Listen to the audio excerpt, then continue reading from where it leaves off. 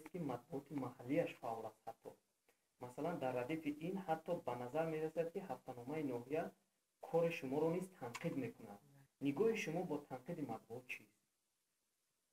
راستی گپ از تنقید ترسیدن در کار نیست و انسان هم امروز چی در آینه چی در جوی کار و بخصوص مطوری که گفتم با این فرقور یک ناحیه بی‌نهایت کلان است. یک اویله که 2 اعضا دارد 4 اعضای اویله دارد، امروز یک پرابلم فردا یک پرابلم پیدا می شود.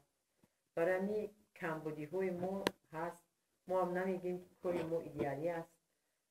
برای همین در ناحیه مطبوعات خیلی فعال است. ما امروز یک مجله ناحیوی بانوانی فرقور داریم که به نزدیکی یعنی فردا 1 ساله می شود، یعنی 1 سالگیش ما در روزی ما در جشن میگیریم. بعد در نزد شعبه معارف روزنامه منبر آموزگار داریم و همچنین روزنامه مقامات حکومت دولتی ناحیه گلستان که البته بسیار در اطراف خود سخنوران بزرگ در جمع کردگی‌اند.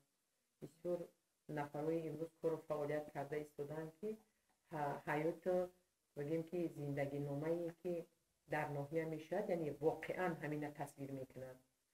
من امروز از اونی که در مطبوعات مثال تنقیدی به عنوان کاربری و فعالیت امروزه تنقید می شود هیچ وقت ملالی ندارم. خب سلامت باشین. فرقور ناحیه است که مثلا با مرز افغانستان مثلا مرز طولانی دارد. چی با افغانستان مرز طولانی دارد؟ کدام سطح‌های همکاری در این مثلا جمهوری اسلامی شما برای ماندگی و در آینده چی نقشه‌ها دارید مثلا با افغانستان همکاری کردن؟ سوال بسیار به مورد است. ناحیه فرقور ناحیه سرحدی است. سرحدش نهایت دراز طول کشیدگی است با جمهوری اسلامی افغانستان و گفتی گپو که اینقدر سالهای طولانی سرحد شکنی ها خیلی کم به نظر می رسد و در دوام سال 2014 همگی یک سرحد شکنی به قید گرفته شدگی است. البته این زحمت های شبانه روزی را طلب می کند، هوشیاری و زیرکی را طلب می کند و ما فرقوری ها مردمی افغان رو همچون مردمانی دوست و برادر مثل در زیری انا همین مفهوم دوستی و صلح و وحدت یگانگی همیشه شناختیم و آینده نیز مناسبت همون در اطراف همین دوستانه ادامه دادنی هستیم. فرقور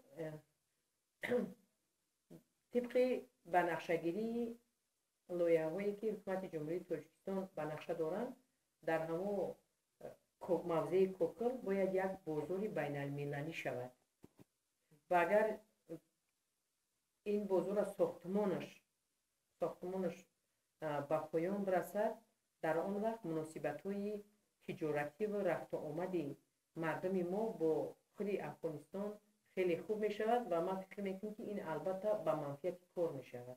بعد به سر مسند آمدن شما راهبران کنونی زنها در سطح ناحیه بیشتر مثلا دیده می شود.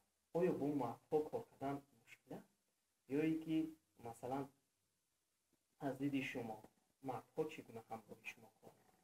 امروز زنهایی که در وظیفه‌های راهبری کننده هستند من با باوری گفته میتونم که همش لیاقت خوبی کاردانی و تشکیلاتچی. اینجا زنهایی که تصادفاً با وظیفه‌های راهبری اومدگی باشند نیستند.